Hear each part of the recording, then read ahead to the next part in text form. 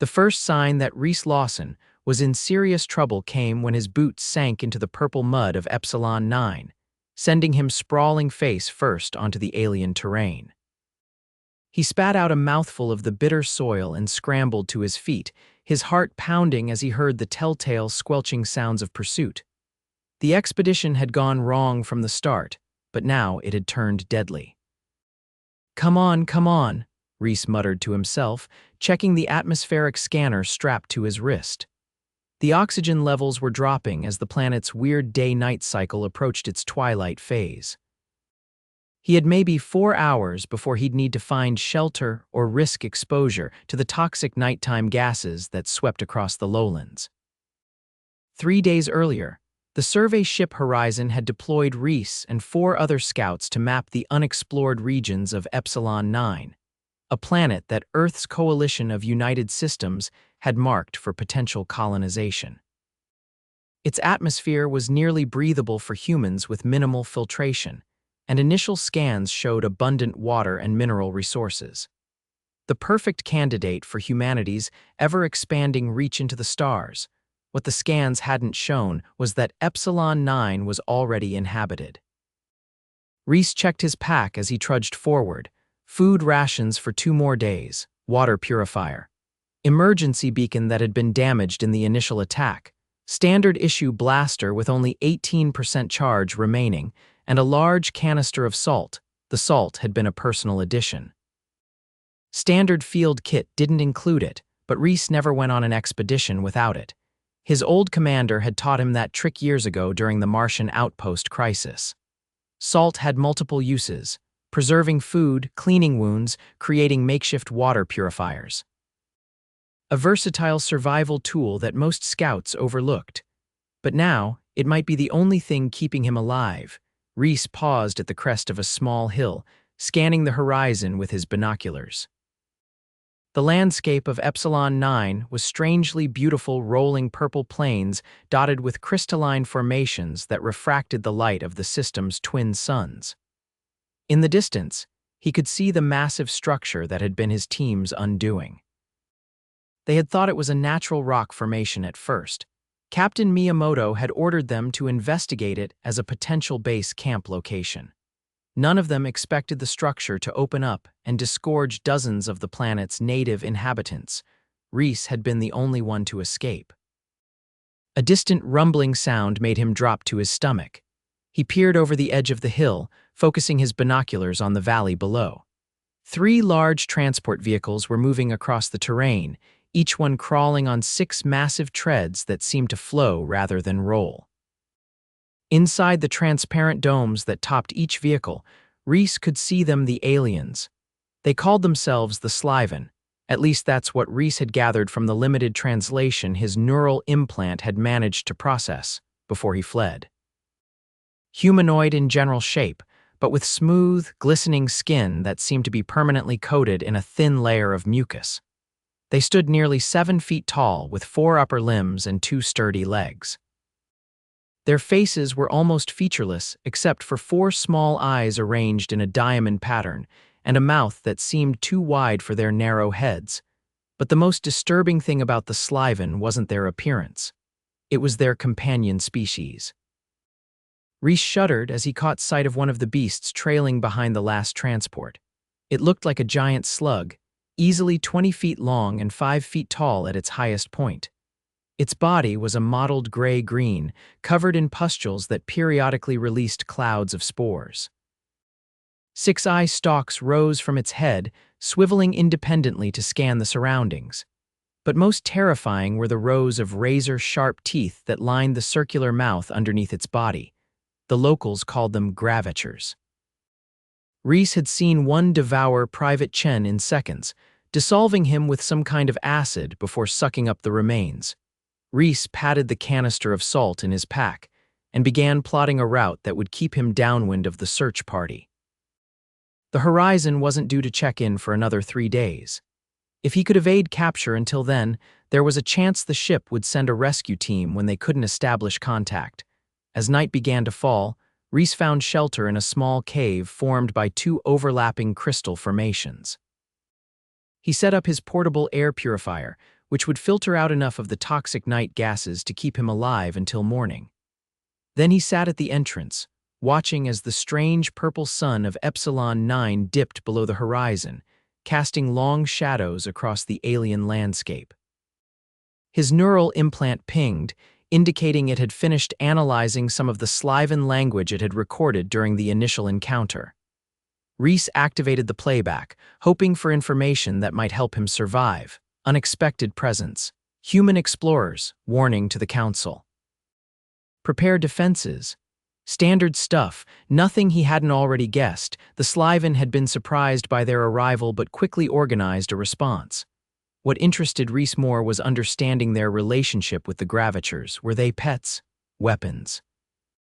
Some kind of symbiotic partner species, the recording continued. Deploy the Gravetchers, consume the invaders, preserve the brains for analysis. Reese winced. That explained why they had specifically targeted the heads of his team members. He remembered Captain Miyamoto's final moments, the Gravetcher's teeth closing around her skull while her body was still twitching. He shook off the memory and continued listening. The creatures are vulnerable to crystalline sodium, must protect the Gravetchers. Reese paused the playback. Crystalline sodium. He pulled out his canister of salt sodium chloride. Could it be that simple? The thought gave him a glimmer of hope. If the Gravetchers were vulnerable to salt, he might have a fighting chance. Morning came with the eerie howl of wind through the crystal formations. Reese packed up his shelter and checked his atmospheric scanner. The air was breathable again, though the high sulfur content left a bitter taste in his mouth. He needed to make his way back to the landing site. If the Horizon sent a rescue team, that's where they would look first. The journey would take him dangerously close to the Sliveen settlement, but he didn't have much choice. Halfway through the day, Reese spotted a patrol. 2 Sliveen warriors and a Gravetcher, moving methodically across the terrain. They were between him and his destination. He would have to either go around them, adding hours to his journey, or try to slip past. Reese chose a third option. He found a position downwind, behind a cluster of crystal formations, and prepared his trap. First, he sprinkled a wide circle of salt on the ground, creating a perimeter about 15 feet in diameter. Then he took his emergency flare and activated it, tossing it a few yards beyond the salt circle. The bright red light and hissing smoke quickly caught the attention of the patrol. Reese ducked down, watching through a gap in the crystals as the 2 Sliveen approached cautiously, their 4 arms each holding different weapons. The Gravetcher slithered behind them, its eye stalks swiveling in all directions. When they reached the flare, the Sliveen began communicating in their guttural language. Reese's implant translated fragments. Human technology, recent activation, must be close. One of the Sliveen gestured to the Gravetcher, seemingly ordering it to search the area. The massive slug creature moved forward directly toward Reese's hiding spot. As the beast crossed the salt perimeter, the effect was immediate and horrifying. The Gravetcher let out a high-pitched shriek that made Reese's teeth vibrate. Its soft body began to bubble and sizzle where it contacted the salt, releasing a noxious yellow fluid that steamed when it hit the ground. The Sliveen warriors reacted with alarm, rushing toward their companion beast. They stopped short at the salt line, seemingly aware of the danger it posed to the Gravetcher. One of them extended its weapon, a long staff with an energy projector at the end, and fired at Reese's position. The crystal formation above him exploded, sending sharp fragments raining down. Reese felt a burning pain as one sliced across his cheek, but he held his position. The Gravetcher was thrashing wildly now, its massive body convulsing as more and more of it came into contact with the salt. The creature's skin was sloughing off in wet chunks, revealing a pulsating blue-black mass underneath. The Sliveen were frantically trying to help their beast, using some kind of spray to counteract the salt's effect. This was Reese's chance. He broke from cover and ran, keeping the crystal formations between him and the distracted aliens. He'd made it almost 100 yards when he heard one of the Sliveen shout. A blast of energy struck the ground beside him, close enough that he felt the heat through his suit. Reese dove behind a rock outcropping, drawing his blaster. 18% charge, maybe 5 shots if he was conservative. The two Sliveen were advancing on his position, moving with a fluid grace that belied their size. They split up, trying to flank him. Reese took a deep breath and focused. He'd need perfect shots to have any chance. The first Sliveen came into view and Reese fired. The energy bolt caught the alien in what passed for its shoulder, spinning it around. The creature made a wet, gurgling sound but didn't fall. Reese fired again, aiming for the cluster of eyes. This time, the Sliveen dropped, 15% charge remaining. The second Sliveen was more cautious, keeping behind cover and firing occasional blasts from its energy staff. Reese needed to move, but the open ground between his position and the next cover was at least 30 feet. Too far to run without getting hit. Then he noticed something. The Gravetcher, though severely injured, was still alive and moving. It had changed direction and was now slithering toward him, leaving a trail of that yellow fluid. The Sliveen warrior seemed to be coordinating with it, keeping Reese pinned down so the beast could reach him.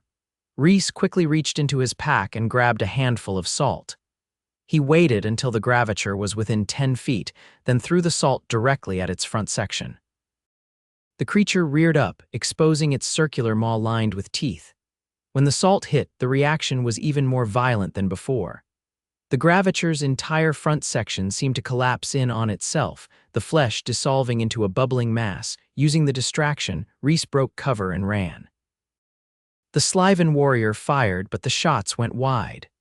Reese didn't slow down until he was well beyond the range of the energy weapon, his lungs burning and legs aching from the exertion.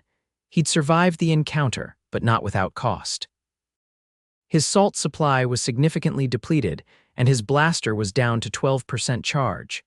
Still, he now had confirmation that salt was indeed deadly to the Gravetchers, and the Sliveen seemed unwilling to cross it. That knowledge might be enough to keep him alive until rescue came. As night approached again, Reese found himself at the edge of a vast marsh. The purple waters reflected the dying light of the sun, creating an otherworldly glow that spread across the landscape. According to his nav system, the landing site was less than a day's journey beyond the marsh.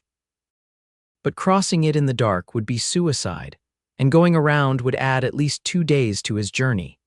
He set up camp on a small rise that offered some protection from the night gases and the various creatures that called Epsilon 9 home. As he ate a meager portion of his remaining rations, Reese couldn't help but think about his team. Captain Miyamoto, Specialist Rivera, Private Chen, and Dr. Koslov all gone. He'd only known them for the 6 months since the Horizons mission began, but they'd become something like family in the isolated environment of deep space exploration. His neural implant pinged again, indicating it had processed more of the Sliveen language. Reese activated the playback, hoping for anything that might help him navigate the final leg of his journey. The human escaped, using crystalline sodium, knowledge of our weakness. Unacceptable, capture required, brain must be preserved for analysis. Council demands immediate resolution. Deploy all Gravetcher units. The marsh will trap it. Reese sat up straight. The marsh was a trap. The Sliveen knew he was headed toward the landing site and had positioned their forces accordingly. That explained why his journey had been relatively unimpeded since the encounter with the patrol. He checked his scanner, looking for an alternative route. There wasn't one, not if he wanted to reach the landing site before his air purifier's battery died.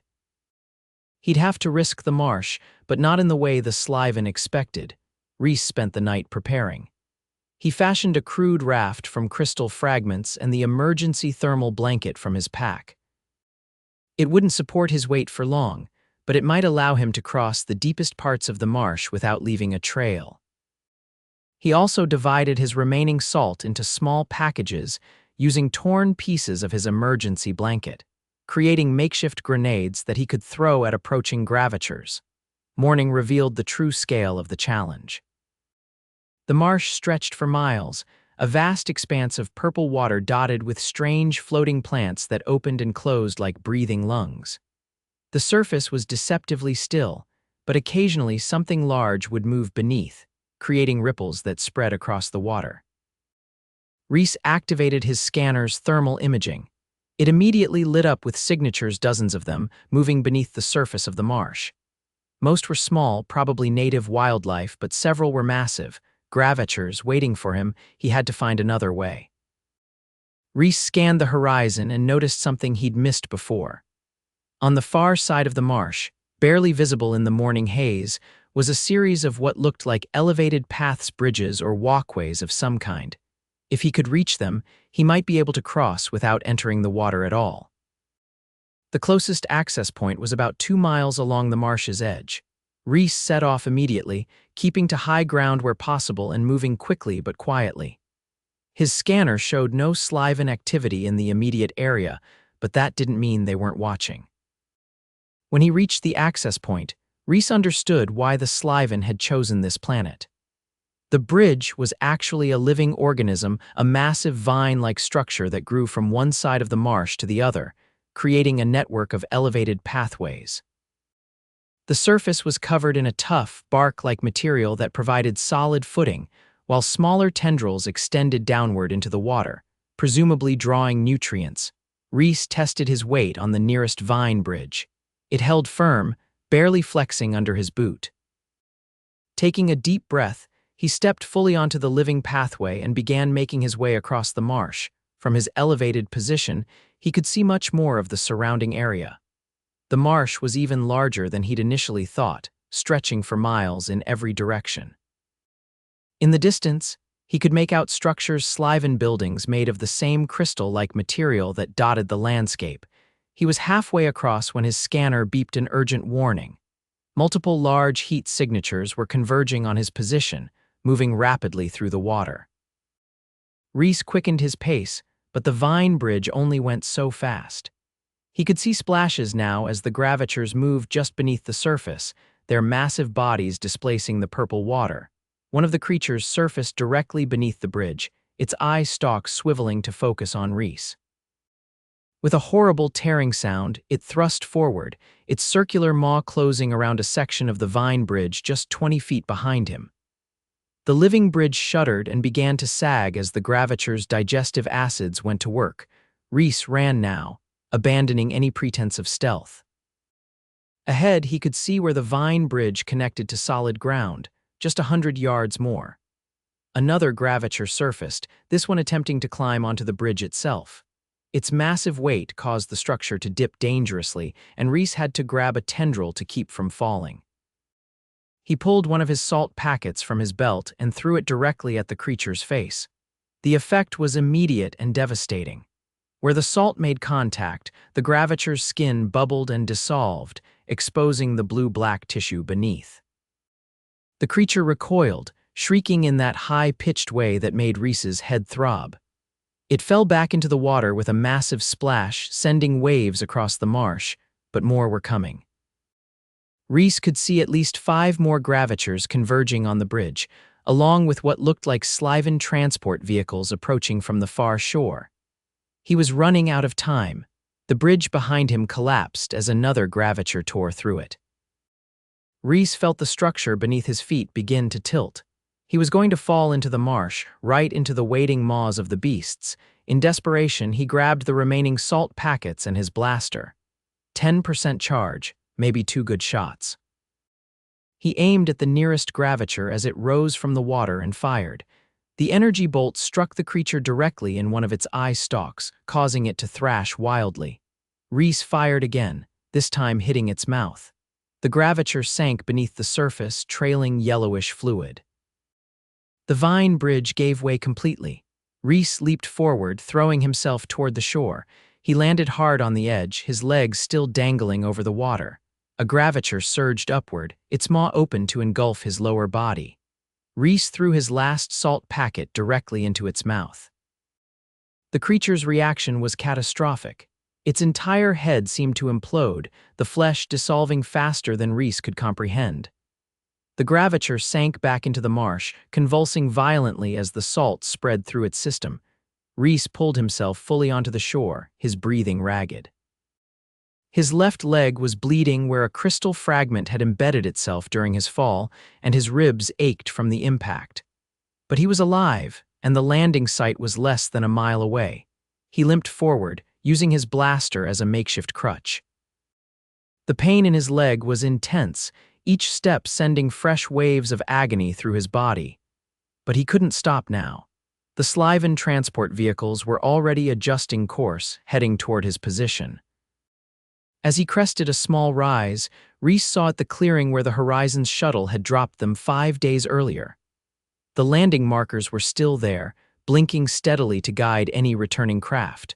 All he had to do was reach them and activate the emergency beacon. A shadow fell over him. Reese looked up to see a Sliveen transport hovering directly overhead, its engines humming with an unnatural resonance that made his teeth ache. A hatch opened in its underside, and a platform began to descend. On it stood 3 Sliveen warriors, each armed with the energy staffs he'd encountered earlier. Reese raised his blaster, but the charge indicator showed less than 5%, not enough for even a single effective shot. He was out of salt, out of energy, out of options. The platform touched down 20 feet away. The Sliveen warriors stepped off, moving with that fluid grace that still unnerved him. The leader stepped forward, its 4 arms held in what might have been a non-threatening posture. When it spoke, Reese's neural implant translated, "Human Explorer."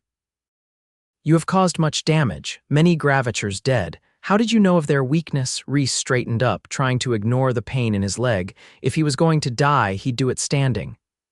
"I didn't know," he admitted. "I carry salt as a survival tool. When your beasts attacked my team, I figured it was worth trying." The Sliveen's 4 eyes blinked in an unsettling sequence. "Salt, this is your word for crystalline sodium." "Sodium chloride," Reese corrected. "Common table salt, standard survival equipment." The lead Sliveen turned to its companions, and they exchanged words that came too fast for Reese's implant to translate. When it turned back, its posture had changed subtly. "You carry a weapon against our sacred guardians as survival equipment," Reese nodded. "For preserving food, treating wounds, making water safe to drink. I didn't know it would harm your guardians. Yet you used this knowledge to kill many Gravetchers. They were trying to eat me," Reese said, his voice taking on an edge. "Just like they ate my team, I was defending myself." The Sliveen was silent for a moment, its eyes blinking in that strange pattern. Finally, it spoke again. "Your arrival was unexpected. We believed we were alone in this sector. When your ship descended, the Council ordered defense protocols. The Gravetchers responded as they have been trained to eliminate threats." "We weren't a threat," Reese insisted. "We were explorers, scientists. We came to study this planet, not to harm anyone. Yet you carried weapons, standard issue for unknown environments. For protection against wildlife, not intelligent species." The Sliveen made a gesture that Reese couldn't interpret. "The Council wishes to speak with you. Your knowledge of our world, of the Gravetchers' weakness. This is valuable information." Reese tensed, ready to make a final stand. "I'm not going to let you take my brain for analysis." The alien's body rippled in what might have been surprise or amusement. "The preservation of brains is for honored Sliveen only, your kind. Your biology is different. The Council wishes direct communication."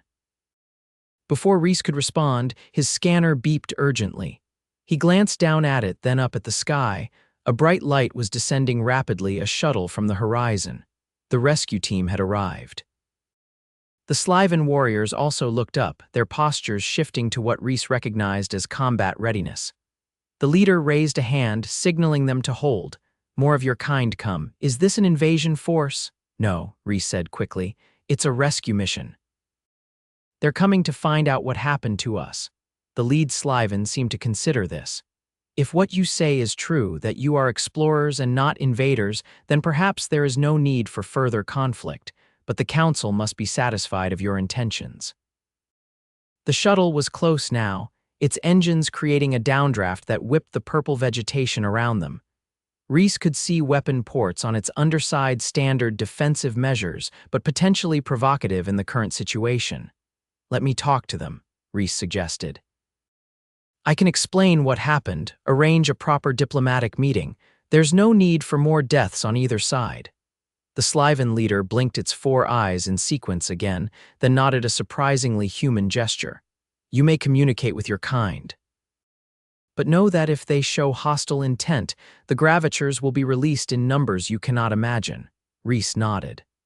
I understand. The shuttle touched down 50 yards away, its ramp extending before the engines had fully powered down. 6 heavily armed soldiers in coalition uniforms rushed out, weapons raised and pointed at the Sliveen. Reese recognized their leader, Sergeant Ryan Maxwell, the Horizon's security chief.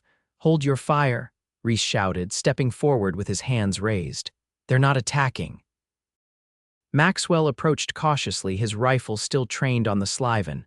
Lawson, what the hell is going on? Where's the rest of the team? Dead, Reese said grimly. There was a misunderstanding. The Sliveen thought we were invaders. They deployed there, guardians against us. These slug things.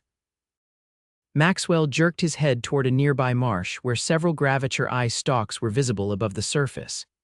Yes, they're called Gravetchers, extremely dangerous but vulnerable to salt. Maxwell's eyes narrowed. Salt, common sodium chloride. It dissolves their outer layer, kills them pretty quickly. Reese turned to the Sliveen leader. That's why I carried it. For survival, not as a weapon against your people. I didn't know about the Gravetchers until they attacked us. The lead Sliveen stepped forward, causing Maxwell's team to tighten their grips on their weapons. Human explorers, it said, the words translated by Reese's implant and broadcast to the rescue team's comms. Your presence on our world was unexpected. The Council reacted with caution as we have encountered hostile species before. The deaths of your team members are regrettable but were not malicious. Maxwell looked at Reese. You believe them? Reese nodded. I do. They could have killed me multiple times over the past few days if that was their intent. Instead, they tried to capture me for questioning. They want to understand why we're here. Maxwell lowered his weapon slightly, signaling his team to do the same. We're not authorized to negotiate with alien species. That's a diplomatic corps job. I know, Reese agreed, but we can arrange for the proper representatives to come.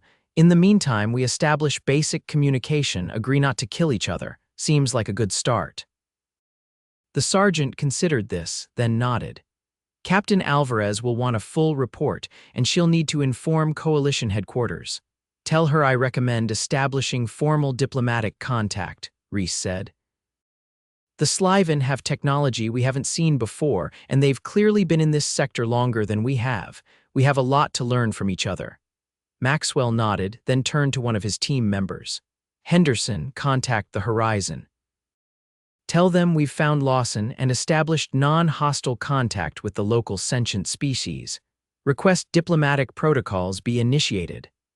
As Henderson moved away to make the call, Reese turned back to the Sliveen leader. My people will arrange for proper representatives to meet with your council. In the meantime, I suggest we establish some basic understanding to prevent further misunderstandings. The alien's body rippled in what Reese was beginning to recognize as agreement. The council will be pleased. We have not encountered new species willing to communicate peacefully in many cycles.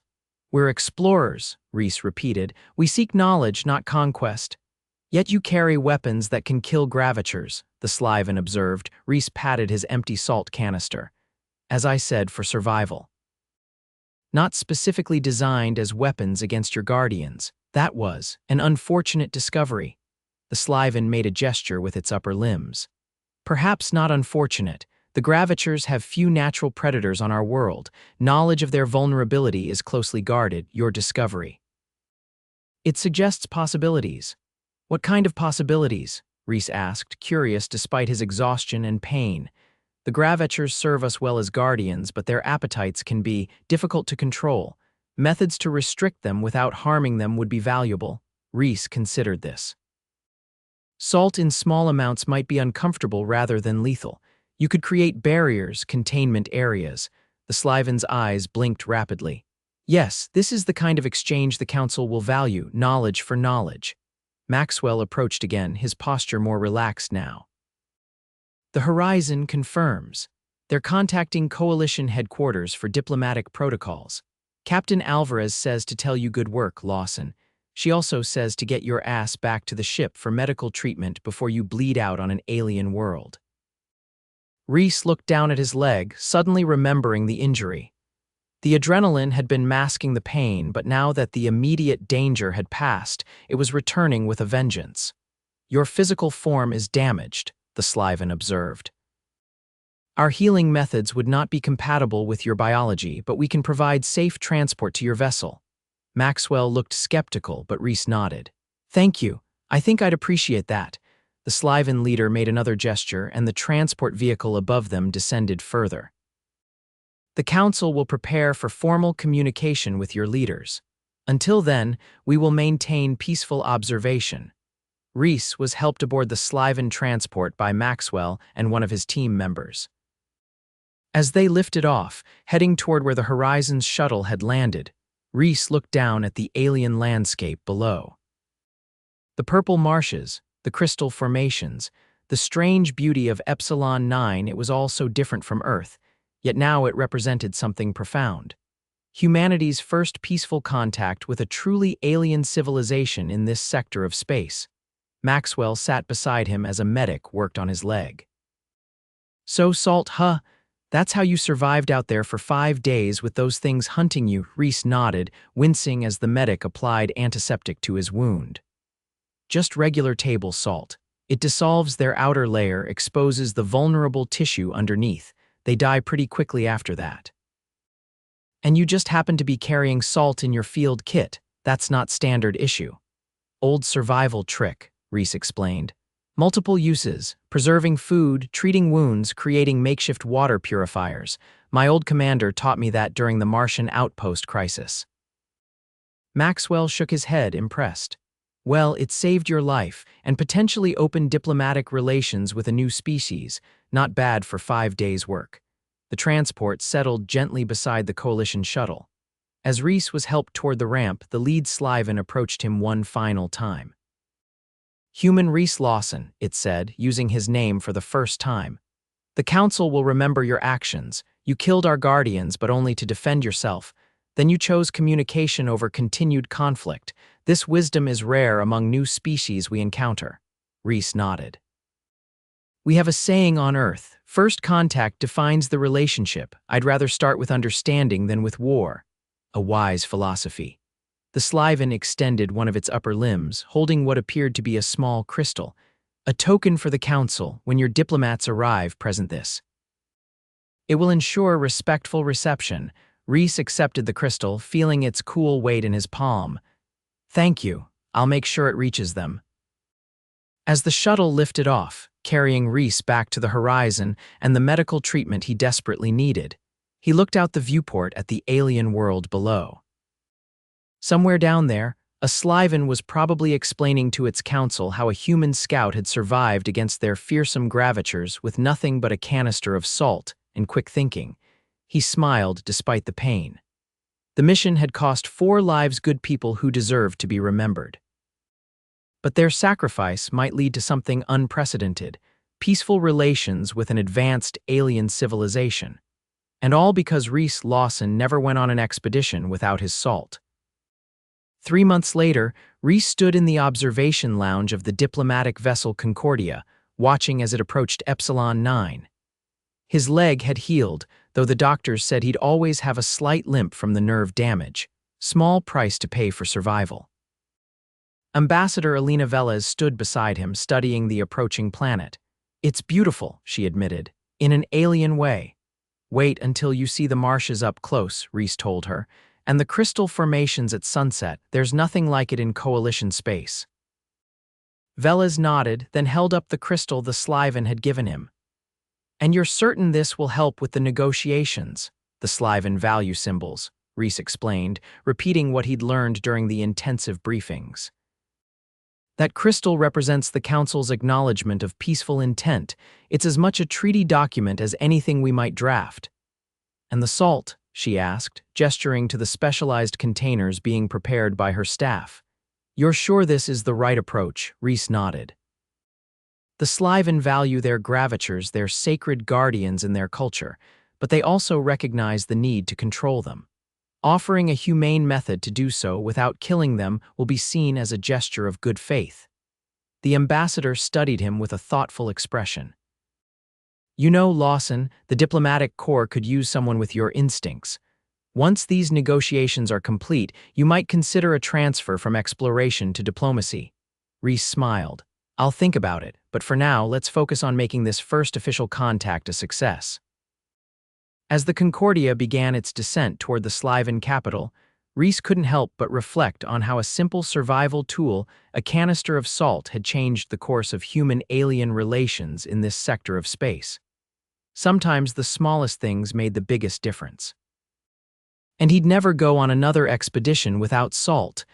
That was for damn sure.